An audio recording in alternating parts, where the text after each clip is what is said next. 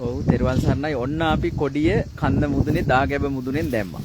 දැන් අපි මේ එතකොට තරම බලන්නකෝ දකින්නකෝ දැන් මේ දාගැබ මුදුනේ ඉඳලා දැන් මේ බහින්න හදන්නේ. මේ තමයි පැරණි මහා දාගැබ. මේ දැන් අපි පහලට බහින්න හදන්නේ. එතකොට මේකේ තියෙන විශාලත්වය මේ ගඩොල් ගරා වැටිච්ච මේ මෝ වගේ සත්තු මේ කඳු වැටි දාගැබ කියනවා.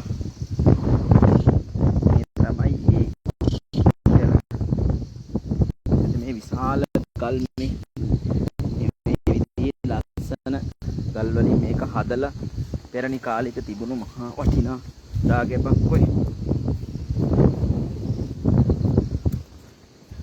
මේක හැදුනොත් මේ ලංකාදීපයට මොන තරම්නම් ආශිර්වාදයක් දේසින්දා සියලු කැපකිරීම මේ සඳහා ඕනෑම කෙනෙක් ගත්තට ඒක කවදාවත් නැති වෙන්නේ නැහැ. ඒ කැපකිරීම මේ තමයි අපි ඔන්න කොඩිය දාලා ආවේ. දැන් මේ ලෙල දෙන එක ආයෙම නවතින්නේ මේ සත්පුරුෂයන්ටම සත්පුරුෂ netවලටම දැනේවා. මේක මේ මහා දාගැබ මේක ශක්තියක් ලැබෙනවා.